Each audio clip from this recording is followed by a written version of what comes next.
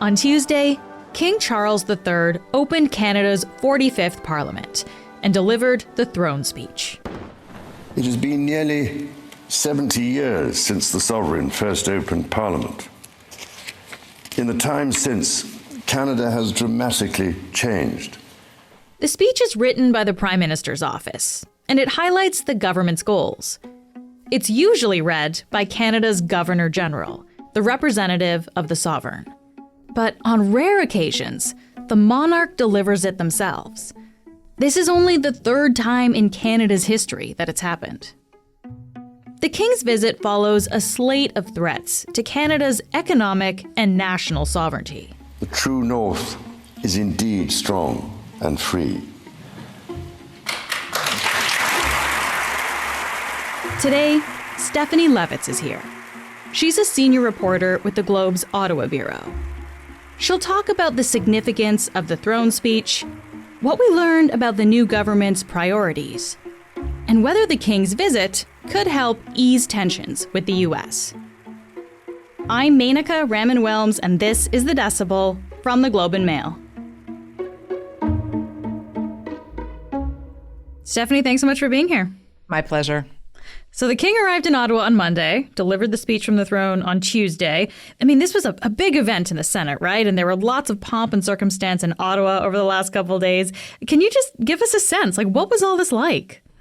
Yeah, there was definitely a sense of occasion in Ottawa. You know, the way that the streets were shut down, the way people, you could see them sort of running this morning to try and catch a glimpse of the King in his carriage. And they were dressed up and there were fascinators and there were signs and there was just like this happy, happy energy about this moment in time. And even amongst the dignitaries who were present and even amongst the members of parliament and people who were, let's say, more accustomed to some of the regalia associated with governance, even them, like that energy, that sort of happiness of, I was talking to one who said, I'm not even really a monarchist, but to realize that this is a moment in time, it's a moment in history. The start of a new parliament is always a moment in time and a moment in history, but to have the King present really lent an energy to it that was different than you would ordinarily have if it was just the Governor General reading the speech from the throne that you might ordinarily have when a new government was formed.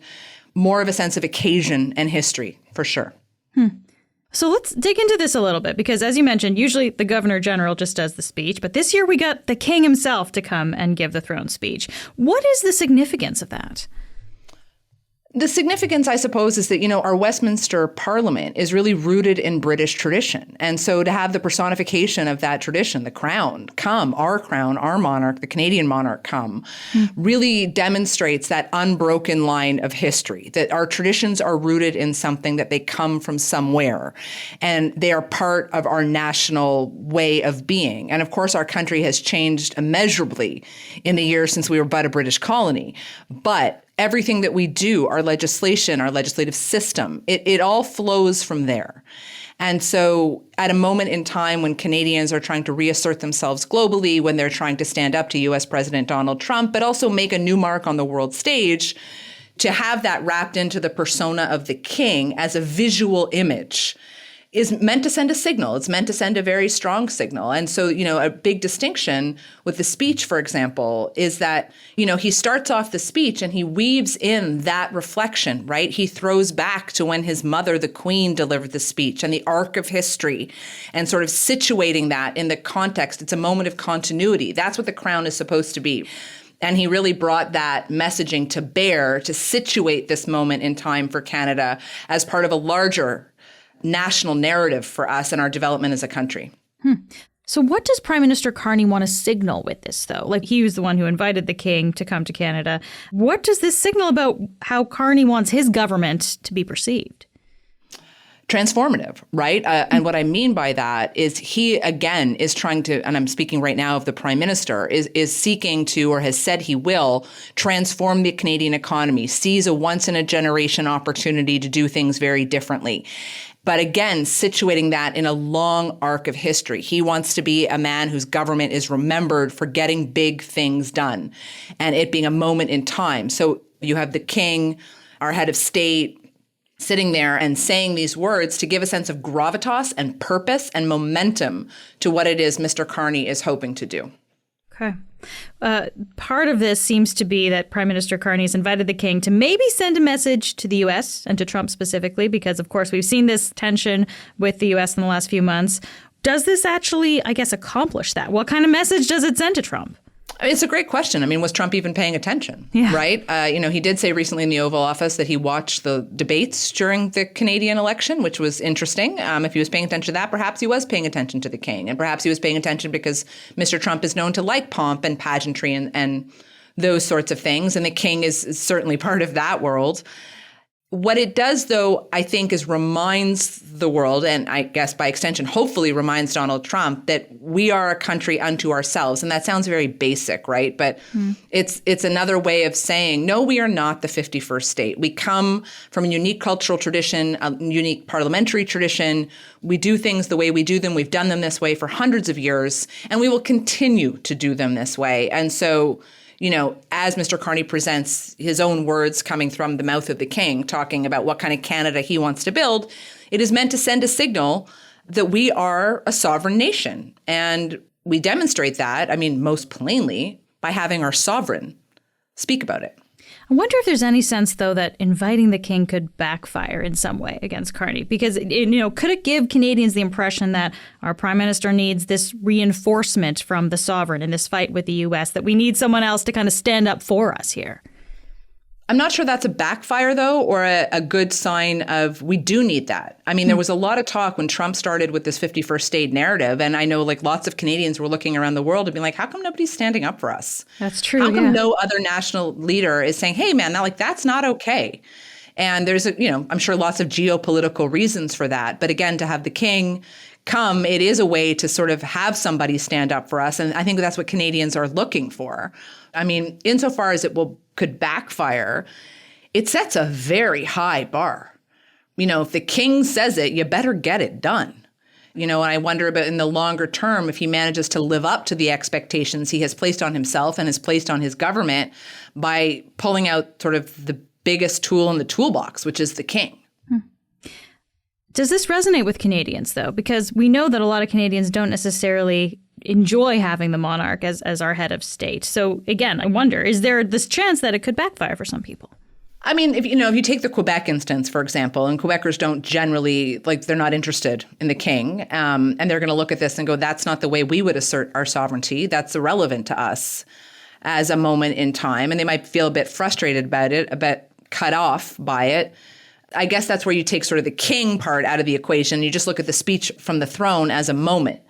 And it draws attention to it. It focuses it. I think probably more people were paying attention to this speech because of the king. So, in the way that the royals, even if you're not a monarchist, the royals are still a celebrity. There's still a buzz factor there. There's still interest. The French television networks were here all the same, broadcasting live, right? So it's drawing attention to the government's priorities. And again, one hope that's a good thing, because it then forces more accountability on the government, because suddenly people are very keenly aware of what it is this Liberal government has promised to do.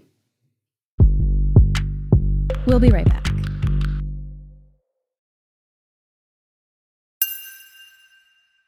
All right, Steph, we've talked around the speech. Now let's actually address the throne speech directly. So just at a high level, what stood out to you about the speech? At the highest level, the extent to which it was a restatement of the Liberal campaign platform.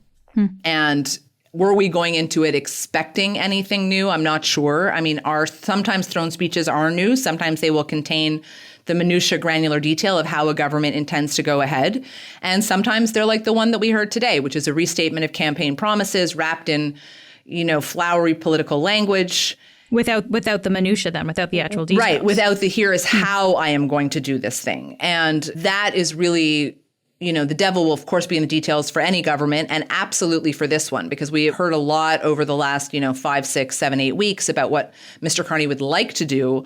The question of the how he's going to do it is the thing. And what was interesting is later, maybe an hour or so after the throne speech, the government actually went ahead and introduced a motion to start acting on some of those promises, to cut personal income tax, to remove the GST on housing, to actually get rid of the consumer carbon price, remove it entirely.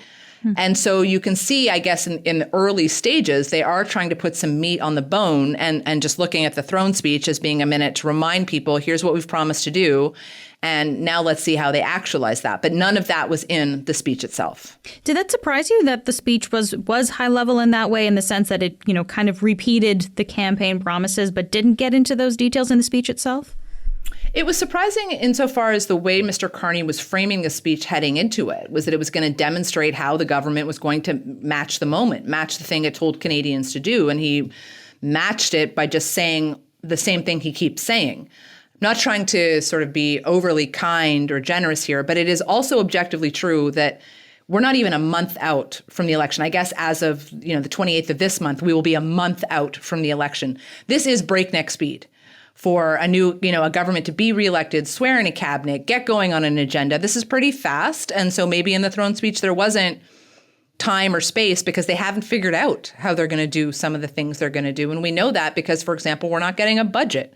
Right. We're not, some of the hallmarks that would send up those signposts of what is the government going to do? How are they going to do it? How much money do they have to play with? We don't know any of those things yet, and it might be some time until we actually do. Yeah, the government has said they'll have a budget in the fall, still a little bit vague, but yeah, not in this sitting of Parliament before the summer. Of all the different things that you did hear in the throne speech, though, Stephanie, is there anything that stood out to you? Like, did we learn anything about the government's priorities from that? That's the funny question about this all. We didn't learn anything new about the government's priorities, right? Like, there was no new addition to a policy idea. There was no new promise to do X, Y, or Z. I suppose what's interesting is what they chose out of the menu of options they presented to Canadians, right? They talked about defense spending and getting the Canadian defense industry really spinning again by helping arm Europe. They talked about, the middle class tax cut again. They talked about getting immigration down below a certain level. They talked about getting government spending down below a certain level. And a lot of these things line up in a way with the mandate letter that the Prime Minister put out, that solo mandate letter that divided the government's priorities into 7 different buckets. And so he touched on a bit of each of those buckets. But there's a lot of other things in the platform that we'll see what he does with them. Yeah, same mandate letter to all the ministers, basically. Everyone got the same priorities. Everybody got the same. We're all singing from the same song sheet here. We're all going to be working, towards these particular directions. And I think, in the throne speech, when you hear about things like defense spending, when you hear about things like securing the border and dealing with fentanyl, those are all Trump issues, right? That, you didn't hear about retaliatory tariffs in the throne speech. You didn't hear about some of those things. Certainly an effort there to reframe the Canadian-American relationship. Mr. Carney has talked a lot about it being broken and destroyed and it's over, but this was about more, negotiating a new relationship, rebuilding a relationship. And so, what was absent from the speech is probably more telling than what was actually in it, because then you wonder, okay, well, what about all those other things you said you were going to do? When do we get to hear about those and how you might move ahead with them? Yeah. Okay, so let's also talk about the fact that the House of Commons is now back after nearly 6 months. It started on Monday, and the first order of business, even before the throne speech, was to elect a new speaker. This is the person that essentially serves as kind of a referee in the House. Our new speaker is a Montreal area Liberal MP, Francis Scarpaleggia. Steph, is this generally who we expected to hold this position? It was a toss-up going in about sort of what political strategy would be at hand. Let's recall that this is still a minority Liberal government, and it's a very tight minority in terms of the distance between, the number of seats the Liberals have versus the number of seats the Conservatives have. So if you're the Liberals and you're looking at this and you're thinking, can we afford to lose a vote? Because, all big money bills, all of these things, they will be confidence votes. They need every vote they can get. Can they afford to lose a vote? Yeah, so if they have a Liberal become the speaker, they lose a vote then, yeah. Correct. Conversely, I suppose if you have a Liberal as the speaker and there's ever a tie, the speaker has the deciding vote, so maybe that's good. I don't know. But I do think there was a lot of gaming going on, and where you could see the gaming play out absolutely is that there were 2 Conservatives who had initially put their names forward to be the speaker, and at the very last minute, they withdrew. And when we spoke to one of them after, Chris D'Entremont, about why, and he said, well, there's no path. He referred to there being no path to victory, that he didn't think that the Liberals were going to vote for a Conservative speaker. But then he also let slip that it was a bit of gamesmanship. It was a bit of, if we withdraw, then they've got no choice but to elect a Liberal, so that we cannot give them the option of electing one of us to just save one of their own. Interesting. Okay, so there was some strategy happening then on the Conservative benches about why they withdrew those names. Correct. Let's talk a little bit more about the Conservatives then, because leader Pierre Poilievre is not in the House for the first time in about 20 years. Now we've got former Conservative leader Andrew Scheer as the opposition leader in the House instead. Do we have a sense of how the Conservatives are navigating the situation? Is there tension? Is there unity? What's going on? I think there's uncertainty. Conservatives are trying to recalibrate, trying to figure out what is it going to look like in the House of Commons for them when Pierre Poilievre is not in that front bench. I mean, a lot of eyes are thinking about the first question period, for example, and that it won't be Pierre Poilievre facing off against the Prime Minister. It will be Andrew Scheer. There are questions, of course, within the Conservatives about the Carney agenda. And the way Mr. Carney goes forward with things, a lot of the priorities he's laid out are the same priorities the Conservatives had in the election, right? Build more housing, cut taxes, cut government spending. And so are they going to be in a position where this idea that, you need to both oppose and propose, well, what are they going to do with that? And what is the future, indeed, of Mr. Poilievre himself? It's going to be a number of days before Prime Minister Carney calls a by-election. Pierre Poilievre intends to seek an Alberta seat. That's going to be a moment fraught with tension. I mean, he's running in Alberta with separatist tendencies running high. The outgoing MP from that riding got 82% of the vote last time. What if Mr. Poilievre gets less? There are still people mad about how the election played out. Is there going to be any consequence for that anywhere? Is there going to be any sign of active change, people doing things differently? I would definitely not say it's not that the Conservatives caucus elected right now wants Mr. Poilievre to go. They just don't know what the ground looks like for them. And, a lot of the buzz on the Hill the last couple of days has been about the absence of Pierre Poilievre and about, he worked 20 years to have this job, one, to be prime minister, but even just to be a member of parliament, and he lost. And that just has to be demoralizing. That just has to be a very difficult thing to calibrate. And you can see it on the faces, his own face, I think. You can see it on the faces of some of his MPs. And it's that same emotion for the New Democrats, frankly. I mean, their leader, Jagmeet Singh, lost their seat.